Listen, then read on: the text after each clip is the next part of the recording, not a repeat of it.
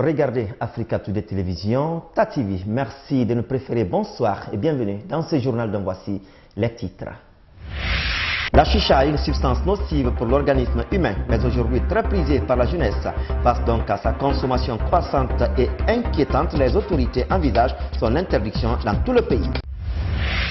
La Gambie, entre parenthèses, un pays, deux chefs d'État. Le premier, Yahya Jammeh, conteste les résultats de la présidentielle. Il s'accroche à son poste. Le second, Adama Barrow, prête serment à Dakar dans un exil qui ne dit pas son nom. Aux États-Unis, Barack Obama cède officiellement la Maison-Blanche demain vendredi à Donald Trump. Le futur ex se veut discret, mais aussi rester un citoyen actif. Il a dit lors de sa dernière conférence de presse en tant que chef de l'État. Une fois encore, bonsoir. Très heureux de vous retrouver encore ce soir. Le gouvernement guinéen et ses partenaires techniques et financiers ont passé ce mercredi en revue les questions d'ordre politique et économique pour une meilleure collaboration. C'était à l'occasion de la 3e session du cadre de concertation et de coordination que ce diagnostic a été effectué. Gouvernement et partenaires s'engagent à aller vers une nouvelle dynamique de coopération pour booster l'économie du pays. Soirée Boubacar pour compte rendu. Réuni autour de sa 3e session, le cadre de concertation et de coordination continue à peaufiner les stratégies de relance économique post-Ebola. Des stratégies qui ont pour objectif la diversification des investissements sur le terrain pour amorcer un réel décollage économique.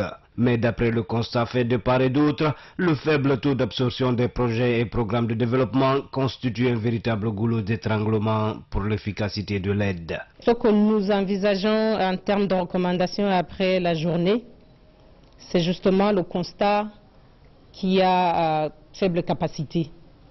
Des capacités en ressources humaines, mais des capacités également sur le plan des politiques, mais également des mécanismes de suivi et évaluation.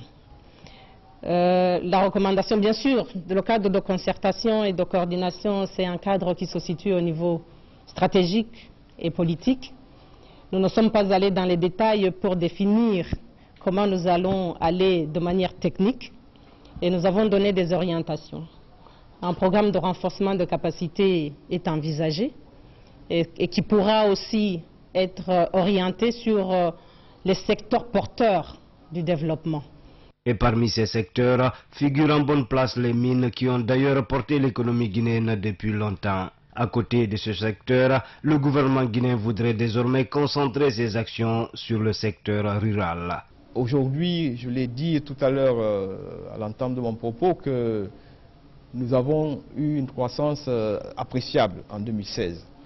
Cela est dû à la bonne tenue de certains secteurs, comme le secteur des mines, le secteur de l'énergie, des infrastructures, où il y a eu des investissements substantiels. Donc nous entendons poursuivre dans cette direction, en renforçant les activités que nous y avons menées, mais aussi comme on l'a dit au cours de cette rencontre, mettre l'accent sur le développement rural à travers l'initiative du PASSANDAD, le projet visant à relancer les activités dans le secteur du développement durable. Cette 3e session a aussi retenu l'amélioration du pilotage économique et de la coordination, mais aussi et surtout le renforcement des axes de coopération pour développer des projets. Au cours de cette 3e session du cadre de concertation et de coordination entre le gouvernement et ses partenaires, l'accent a aussi été mis sur le diagnostic politique interguinéen et l'harmonisation du plan national de développement économique et social ainsi que le programme alimentaire accéléré. Plus d'explications, Aïssata Fofana. Ces retrouvailles du gouvernement guinéen et ses partenaires au développement n'ont pas été seulement qu'un rendez-vous économique. Elles ont aussi été l'occasion pour discuter des problèmes politiques comme la mise en œuvre de l'accord du 12 octobre 2016. Après des concertations et un travail préliminaire avec les acteurs politiques, le ministre de l'administration du territoire et de la décentralisation en charge du dossier a restitué le niveau d'avancement de ce dialogue. Je suis heureux de vous annoncer aujourd'hui que parmi ces points, le premier, c'est-à-dire le fichier qu'il fallait auditer absolument, cet audit doit être fait sur appel d'offres, mais sur la base d'un cahier de charges qui est déjà complètement achevé et que je dois transmettre aujourd'hui à la CENI. Les prisonniers, il n'en reste plus un seul. Mais dans l'accord, il était dit que les crimes de sang, par rapport à cette mesure d'élargissement des prisonniers, n'étaient pas pris en compte.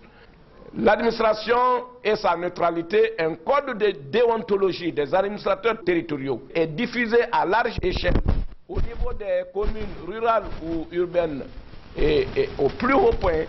Sur le plan économique, le gouvernement et ses partenaires ont passé au peigne fin le document sur le plan national de développement et le programme alimentaire accéléré, des préoccupations qui permettront au pays de mieux cadrer la stabilité macroéconomique. Vous savez que c'est important non seulement d'avoir le plan, mais de s'assurer que la mise en place des dispositifs pour son financement est réaliste et réalisable, et c'était absolument fondamental qu'on sache exactement quel est le montant qui est en jeu, combien ça va nous coûter le plan, qu'est-ce que nous attendons de nos partenaires du point de vue de son financement et quels sont les efforts additionnels qu'on doit mettre en place pour mobiliser les ressources internes. Pour le Premier ministre chef du gouvernement, la mise en œuvre de ce plan national de développement permettra à la Guinée de pouvoir gouverner autrement. Hotspot, c'est le nom du nouveau projet lancé ce jeudi à Conakry par le ministère de la Jeunesse en partenariat avec l'UNICEF. Cette activité a permis au département d'équiper une dizaine de maisons de jeunes et d'espaces libres en Wi-Fi afin de permettre le développement local des communautés. Et pour la bonne gestion de ces lieux, une formation a été initiée dans ce sens. Alceni Diallo. La jeunesse est un véritable pilier dans le développement d'une nation et le ministère du tutelle compte bien s'appuyer sur cette couche pour mieux contribuer au développement local et communautaire. C'est dans ce cadre que le département a lancé le projet de l'inclusion sociale des jeunes. Ce programme, c'est un programme intégré qui met ensemble plusieurs initiatives qui concourent toutes à doter la jeunesse guinéenne de moyens, d'espaces d'expression et de possibilités d'insertion socio-économique dans la vie de la nation. Pour cette première phase, une centaine de jeunes ont été ciblés et pour le représentant de l'UNICEF dans ce projet, cette activité est faite pour les jeunes. Nous ne parachutons pas ce programme, nous le concevons avec vous, puisque vous maîtrisez mieux vos localités pour pouvoir accompagner toutes les interventions de l'UNICEF au sein de vos communautés respectives. Nous avons plusieurs axes d'intervention et vous constituez une force dans vos communautés respectives. Pendant cette formation de 72 heures, plusieurs thématiques seront dispensées par les formateurs. Nous allons commencer par leur faire comprendre d'abord comment le ministère lui-même est organisé, comment il fonctionne. Ensuite, nous allons donner des modules sur la vie associative, les techniques d'animation, parce qu'il s'agit bien sûr de ça. Et dans les jours suivants, l'UNICEF viendra pour expliquer aux jeunes le mandat de l'UNICEF, l'UNFPA également et aussi l'ambassade de France en Guinée. Le secrétaire général du ministère de la Jeunesse en présidant la cérémonie d'ouverture de cette formation a lui invité les participants à mieux s'approprier des différents thèmes afin que la restitution soit fluide dans leur localité. La valeur d'une formation réside dans son application correcte et réelle dans l'intérêt des bénéficiaires. Il s'agit donc pour vous, dans un premier temps, de bien assimiler le contenu des différents modules qui vont vous être enseignés, mais aussi de partager avec vos pairs et de les traduire dans les faits au sein de vos structures respectives. Pour nous, vous constituez des maillons importants de la chaîne dans le dispositif de mise en œuvre du programme. Ici, à Conakry, 12 maisons des jeunes et des espaces libres sont concernés par ce projet Hotspot. Et le ministère de la Jeunesse compte bien le démultiplier à l'intérieur du pays. Une autre initiative du ministère de la Jeunesse a salué et encouragé. La Guinée s'achemine vers l'interdiction de la consommation et la commercialisation de la chicha En tout cas, c'est ce qui ressort d'une réunion technique de la commission interministérielle tenue ce jeudi au secrétariat chargé de la lutte contre la drogue et le crime organisé. Selon cette commission, la chicha, qui est aujourd'hui fortement consommée, contient des substances nocives pour l'organisme humain. Saloum Kondé. Selon des informations, la chicha est une pipe à eau qui trouve son origine en Inde, inventée par un médecin iranien en service auprès de l'empereur Akbar. Et sa consommation était réservée à une catégorie d'âge bien déterminée, précisent les spécialistes. En Guinée aujourd'hui, on en trouve dans les boîtes de nuit et autres barbecues de récréation. Mais une enquête récemment menée par les services spéciaux de lutte contre la drogue autour de ce produit a démontré la présence des éléments toxiques pour la santé. Les risques sur la santé, comme l'augmentation de cancer, de bronchite chronique, de problèmes cardiovasculaires, ont été mis en évidence.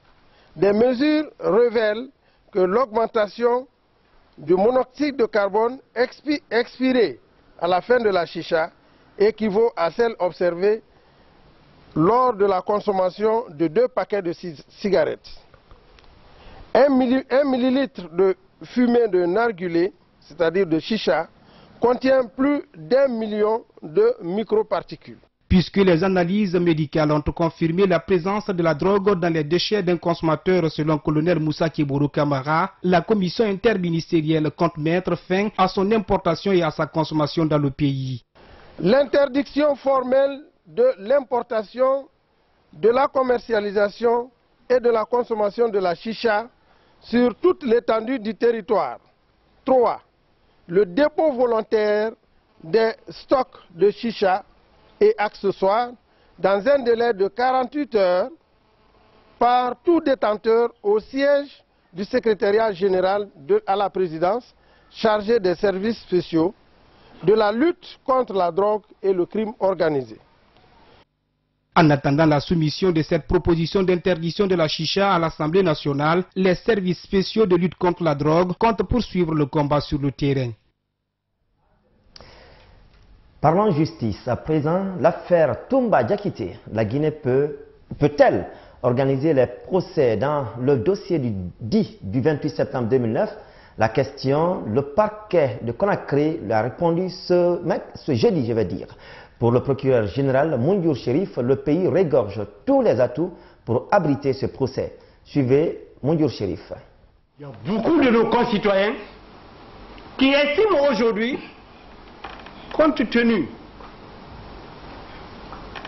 des moyens que la justice guinéenne dispose, que la justice guinéenne est incapable de connaître cette affaire, est incompétente même de connaître cette affaire, et que cette affaire relève de la compétence exclusive de la Cour pénale internationale. C'est vrai, nous sommes un pays qui a ratifié les statuts de Rome. Mais il y a des conditions dans lesquelles la Cour pénale internationale doit être saisie. Il y a des modes de saisine de la Cour pénale internationale. Ces modes de saisine sont au nombre de 3. C'est quand le Conseil de sécurité décide de saisir la Cour pénale internationale. 1. Deuxièmement, c'est l'État souverain sur le territoire duquel l'infraction a été commise décide de saisir la Cour pénale internationale. Et le troisième mode, c'est la saisine d'office à l'initiative de la Cour pénale internationale. Elle-même, elle se saisit d'office d'un dossier. Ce qu'on appelle l'auto-saisine. Mais comment la Cour pénale peut se saisir? Dans quelles circonstances la Cour pénale peut se saisir d'un dossier? C'est quand au niveau interne, il y a une inertie. Tout est organisé pour empêcher la justice de faire son travail. C'est pourquoi il y a 3 conditions préalables Quand ces trois conditions ne sont pas réunies, la Cour pénale peut se saisir d'un dossier.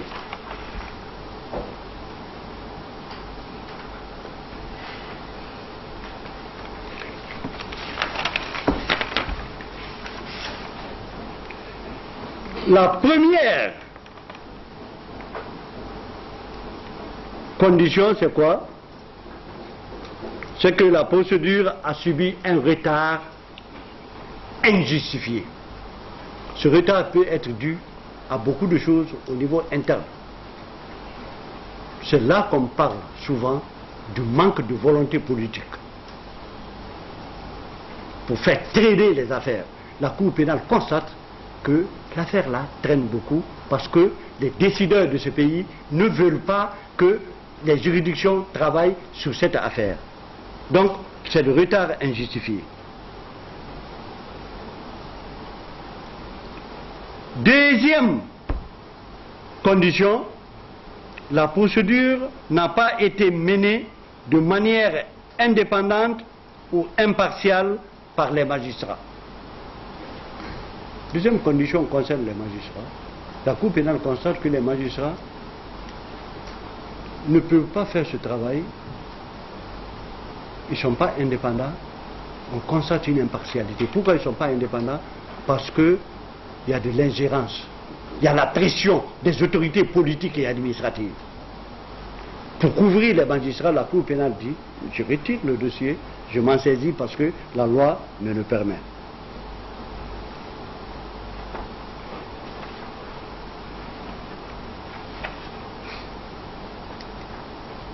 Donc, la troisième, c'est quoi? La personne est protégée par l'État dans le dessein de la soustraire de sa responsabilité pénale pour les crimes relevant de la compétence de la Cour pénale internationale. Aucune de ces conditions n'est réunie pour dire que la Guinée est incapable de gérer ce dossier. Mais au contraire, nous travaillons avec la Cour pénale internationale. Ce n'est pas à vous que je vais dire le nombre de fois que Madame le procureur général Bensouda a fait des séjours ici. Le 5 février prochain marque l'an 1 de l'assassinat de notre confrère El Hadj Mohamed Koula Diallo au siège de l'UFDG à Ratoma. En prélude de cette date, les membres de la structure Wassolon Agency Communication en collaboration avec l'administrateur général du site d'information guinée7.com ont animé ce jeudi un point de presse à Conakry. Objectif, partager avec la corporation les activités prévues à l'occasion de cette première commémoration.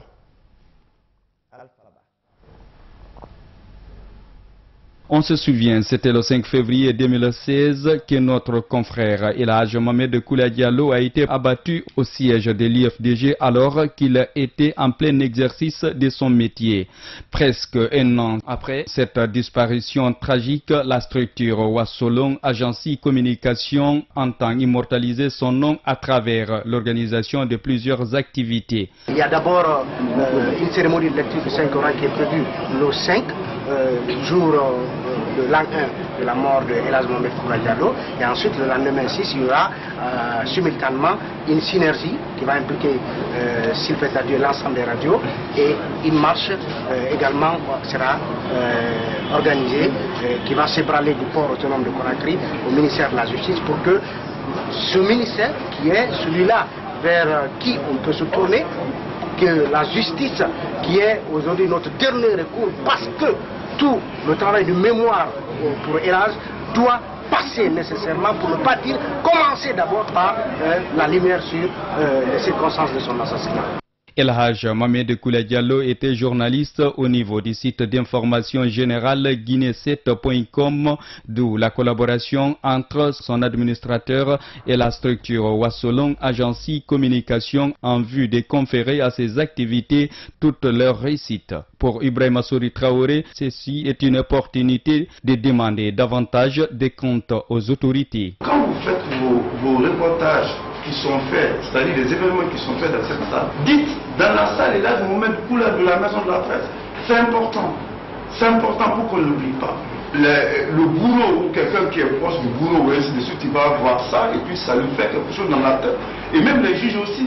Les juges aussi, peut-être ils se diront que mais ils n'oublient pas, il faut qu'on accélère ainsi de suite. Donc, tout le monde doit y mettre le sien, tout le monde doit apporter quelque chose pour que la justice soit faite. L'organisation de cette date commémorative n'est pas une exclusivité seulement de Wassoulou et Guinécet.com. Toutes les bonnes volontés sont les bienvenues, a indiqué Aboubakar Kondé, l'un des membres du comité d'organisation. Toutes les initiatives, toutes les propositions sont les bienvenues et elles seront toutes intégrées pour que l'événement réussisse. Parce que Traoré ne va pas dire non parce que c'est un agent de Guinée-7 qui est décédé.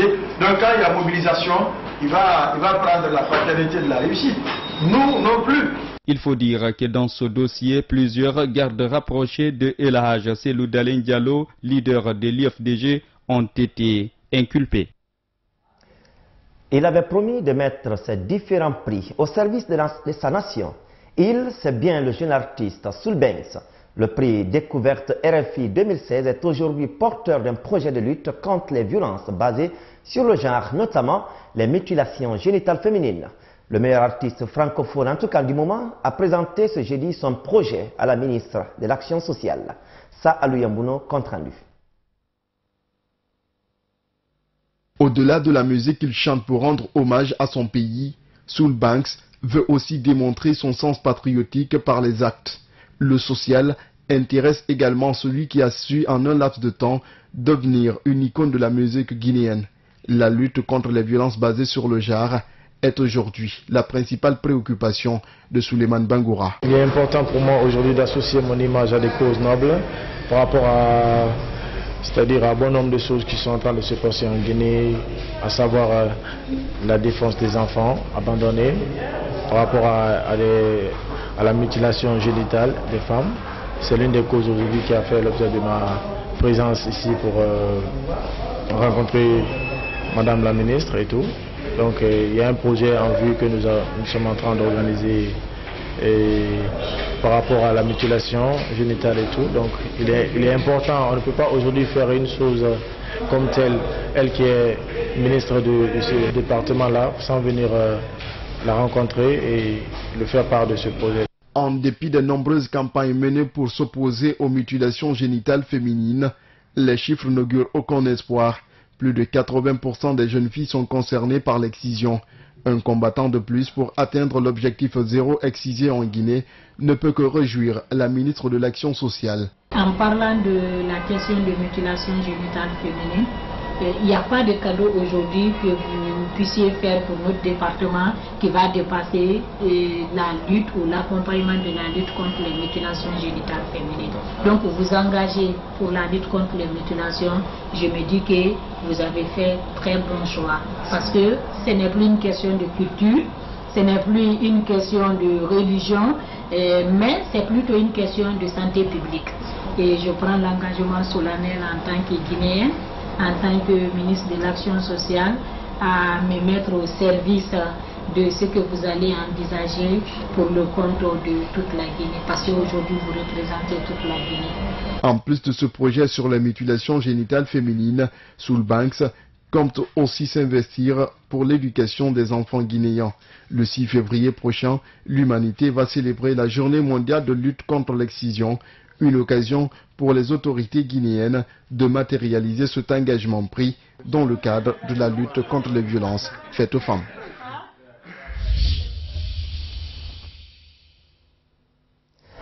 En Afrique, un pays, deux têtes. En tout cas, depuis ce soir, la Gambie a deux présidents.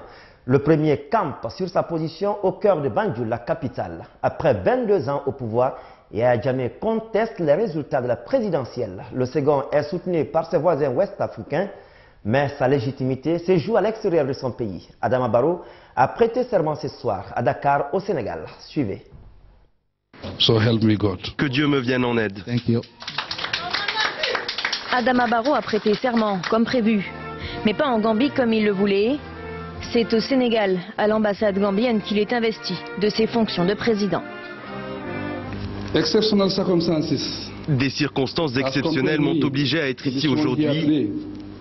et ne permettent donc pas à tous ceux qui ont rendu possible cette journée d'être présents. La Constitution de la Gambie ne permet pas à un législateur de priver un citoyen de droits déjà acquis. Mon droit, en tant que vainqueur assermenté qui assume le poste de président, est constitutionnellement garanti et irréversible. Yahya Jammeh est lui toujours en Gambie. Il refuse de quitter son siège, même si son mandat a officiellement pris fin, mercredi à minuit. Le 9 décembre dernier, après 22 ans au pouvoir, Yahya Jammeh avait pourtant reconnu sa défaite. Puis il a fait marche arrière. Mardi, il a même décrété l'état d'urgence et a tout fait pour empêcher l'investiture d'Adama Barrow dans la capitale gambienne. Rien ne permet pour l'instant de dire si et quand cette grave crise politique va prendre fin. La diplomatie semble avoir épuisé toutes ses ressources pour qu'une transition politique pacifique se fasse, surtout que la menace d'une intervention militaire internationale se profile. La communauté économique des États d'Afrique de l'Ouest, très engagée dans ce dossier, se dit prête à intervenir. Le Ghana a ainsi prévu d'envoyer 205 militaires si besoin. Le Sénégal a déjà posté des troupes à la frontière avec la Gambie. Le Nigeria, lui, a déployé des soldats et des avions au Sénégal. Ce jour d'investiture devait être celui de la première transition démocratique du pays en 30 ans. Au lieu de cela, la Gambie retient son souffle. Le Mali en deuil pendant 3 jours. Le pays pleure la soixantaine de personnes tuées par le pire attentat de l'histoire récente. Un carnage signé AQMI. Manifestement, le groupe djihadiste veut déstabiliser le processus de paix entre Bamako et l'ex-rébellion. Suivez. Une explosion entendue dans toute la ville. Cette attaque kamikaze à la voiture piégée a été revendiquée par Al-Mourabitoun, un groupe djihadiste affilié à Al-Qaïda au Maghreb islamique. Le bilan est lourd. Les secours ont dénombré une soixantaine de morts et 115 blessés. La cible, des combattants de groupes pro-gouvernementaux et des hommes de la coordination du mouvement de l'Azawad, l'ancienne rébellion à dominante Touareg. Tous préparaient les patrouilles mixtes prévues par l'accord de paix signé en mai-juin 2015 entre Bamako et ses différents groupes armés. Première étape d'une refonte de l'armée malienne. Cet attentat intervient alors qu'AQMI ne cesse de maintenir la pression sur le pouvoir. Déjà en novembre dernier, Gao avait été la cible de djihadistes et peu après, une ressortissante française, Sophie Pétronin, avait été enlevée. Une série d'actes qui met à mal le processus de paix. Les ennemis du Mali ont frappé le Mali. Ils ne pouvaient pas accepter le succès unanimement reconnu du sommet France-Afrique tenu ici à Bamako. Il fallait tout faire pour ternir l'image du Mali. Et chacun sache que le Mali ne succombera pas au terrorisme. Pourtant, à l'image de cette attaque, aujourd'hui encore, des zones entières échappent au contrôle des forces maliennes et étrangères. Hier, le Conseil de sécurité de l'ONU allait même jusqu'à indiquer que la viabilité de l'accord de paix était en jeu. Aujourd'hui, des discussions doivent avoir lieu sur le processus de paix entre toutes les parties prenantes. La sécurité à Gao doit également être évoquée.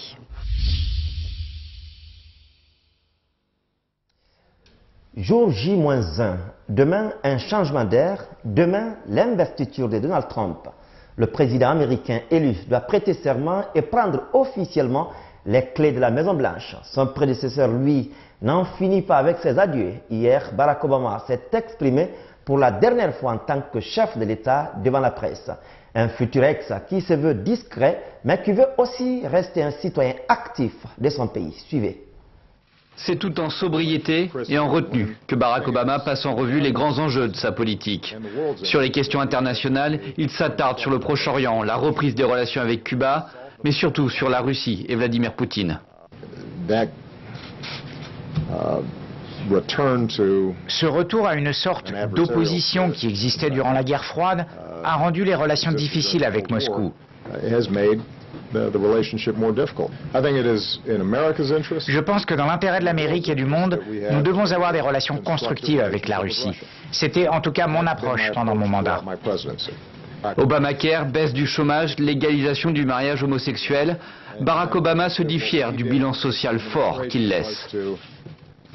Je pense que ce que nous avons fait en tant qu'administration, c'était d'aider la société à avancer dans une meilleure direction, mais en le faisant de façon à ne pas créer de réaction hostile. Le 44e président évoque aussi les dernières actions de son mandat et la libération de Chelsea Manning, la taupe de Wikileaks. Mais il ne veut pas faire d'amalgame avec les cas de Julian Assange et Edward Snowden. Obama en vient enfin à parler de ses relations avec Donald Trump. Malgré l'insistance des journalistes, il préfère ne pas entrer dans les détails et laisse le bénéfice du doute à son successeur. Je lui ai offert mon meilleur conseil sur certains dossiers, à la fois nationaux et internationaux. Mon sentiment actuel, c'est qu'il a gagné l'élection en s'opposant à certaines de mes initiatives et ma vision sur la direction du pays. Mais il doit aller de l'avant, à sa manière, avec sa vision et ses valeurs. Le futur retraité évoque enfin son avenir. Il le veut tourner vers sa vie personnelle. J'ai envie d'écrire. Je veux être un peu tranquille et ne pas m'entendre parler tout le temps. Je veux passer du temps précieux avec mes filles. Ce sont mes priorités cette année. Mais comme je l'ai dit, je reste un citoyen. Un ancien président qui restera vigilant et n'hésitera pas à prendre la parole si les valeurs fondamentales de l'Amérique sont en danger. Une planète sans singes. Le scénario est envisagé par la communauté scientifique. D'après une étude publiée par la revue Science Advances, l'extinction des primates est envisageable d'ici 25 à 50 ans seulement. La faute à l'activité de l'homme qui détruit leur habitat. 60 espèces de singes sont déjà en voie d'extinction. Regardez. Ce sont nos plus proches cousins, si semblables. Pourtant, nous sommes aussi leur principal ennemi. Où qu'ils soient sur la planète, l'homme braconne leur population. La pression que nous exerçons sur eux est telle qu'aujourd'hui, 60% des espèces de singes sont en danger d'extinction. La liste des causes est longue. L'agriculture d'abord, qui ravage leurs forêts. Tout le monde a en tête ces images de la culture de l'huile de palme en Indonésie, qui décime la population d'orang-outans. L'exploitation forestière ensuite, ou minière, l'expansion des villes, le braconnage. Les singes sont menacés partout, mais d'abord à Madagascar, où 87% des espèces sont en péril. Jamais la situation n'a été aussi critique. Certaines espèces disparaîtront d'ici 25 à 50 ans. C'est en protégeant les écosystèmes qu'on sauvera les primates. Et protéger l'habitat, ça veut dire aider les populations humaines locales à vivre, améliorer leurs conditions de vie, les aider à exploiter durablement le milieu naturel et non pas de façon aussi massive qui est en train de se faire. Et c'est ce qui s'est passé au Rwanda. La population des gorilles de montagne qui y était condamnée dans les années 80 ne cesse d'augmenter depuis 10 ans. Fini ce journal. Merci à tous et à toutes de nous regarder. Au revoir.